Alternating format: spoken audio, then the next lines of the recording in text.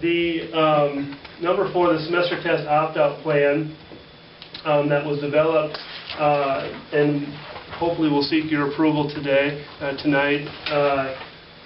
This was developed, really, we started talking about this in our BLT here early on this fall, and kind of defined it and refined it with our building leadership team, and then presented it to our staff for their input.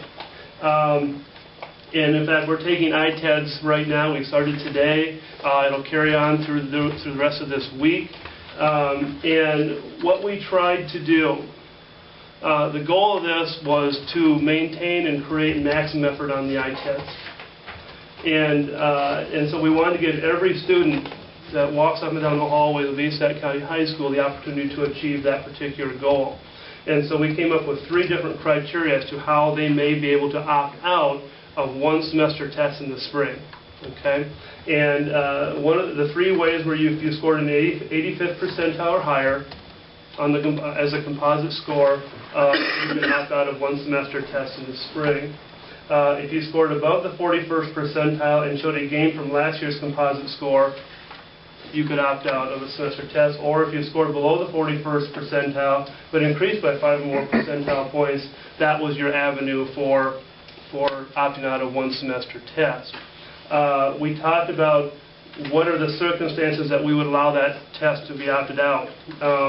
One thing we wanted to make sure we told our kids, and we went over this with our students, you cannot opt out of a college level class. We have the numerous college level classes we have. That's Iowa Central, and we can't let them opt out of that. That wouldn't be allowable under Iowa Central's rules.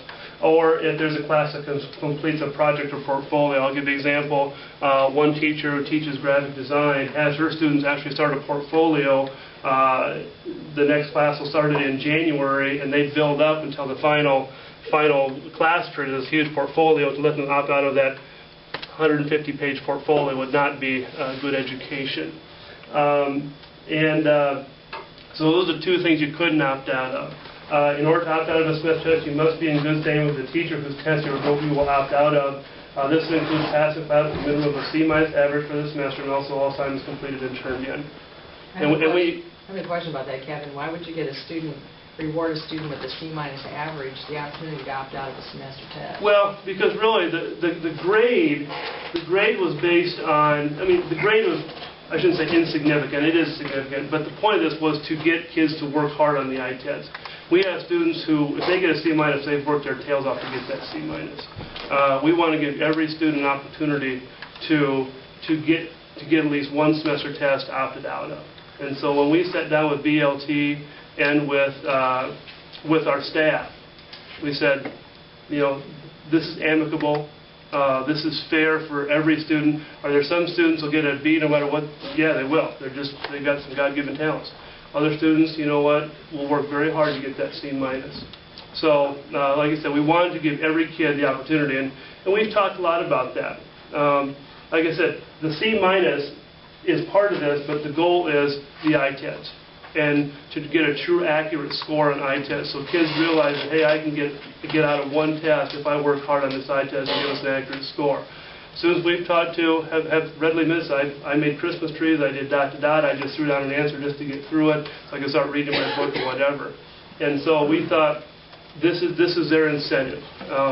It seems like a C- is rather low, I guess is what you might use.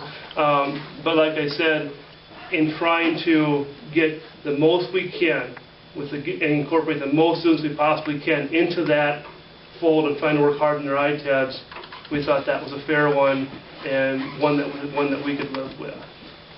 So, how are grades currently established right now? Was it first semesters, or first quarter, second quarter, and then semester test? Was there a standard percentage to every class, or not? Well, basically what I'm getting at is if you took a class first quarter, math, whatever it was, and then second quarter you had whatever, and then semester test, how are things graded now? How do they figure out semester grades? Right, and does everybody else have the same deal? I don't want somebody skipping out on something that maybe their semester test is more of a percentage than the other class or whatever is the point. No, everything's standard. It's all. I see what you're saying. Yeah, it's all The semester grade is a combination of the first two quarters, like the first quarter grade is 43% of the semester grade, 43, and then the semester test is 14%. Yeah, it's the same all the way across. I see what you're saying. Yeah. But your standards have changed from the last 20 years. What it used to be is 75 used to be the F. Now it's 60 is the F.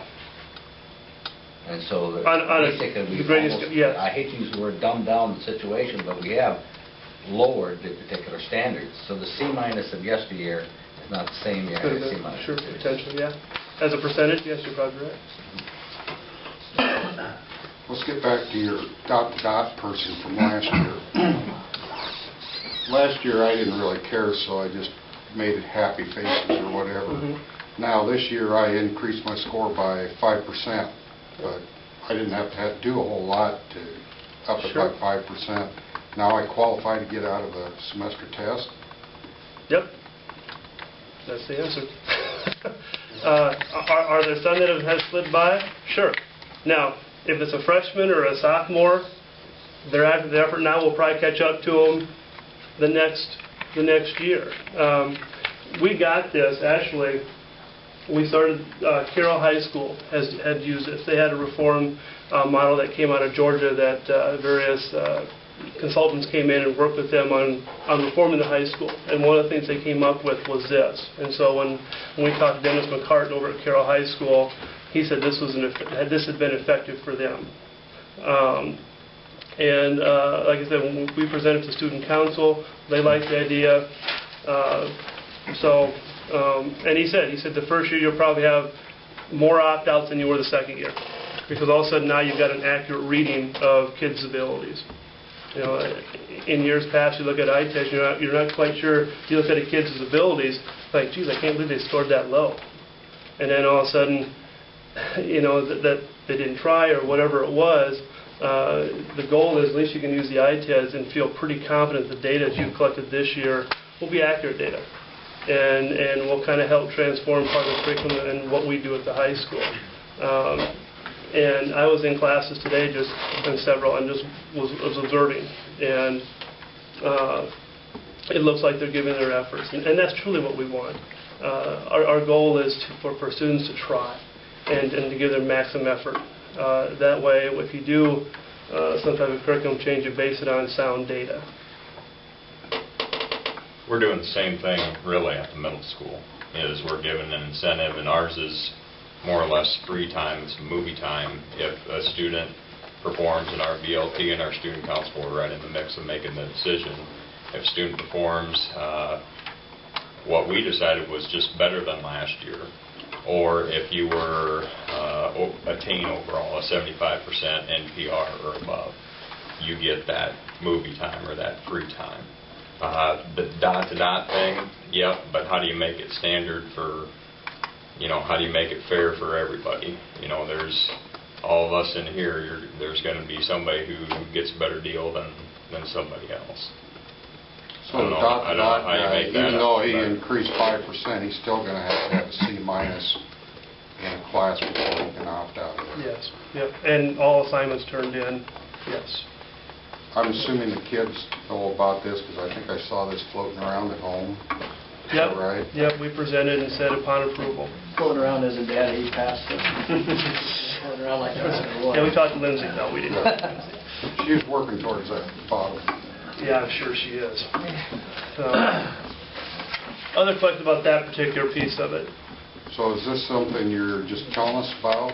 This isn't anything we have to act on? Or? Well, no, it's part of it's an action item, I believe, on your board agenda. I wish the real world worked like that, but it doesn't. Somewhere they have to atone for their performance, I guess. Maybe this is more the employers. Any other, I should explain a couple of the things here, as it relates to ITEDs, first of all.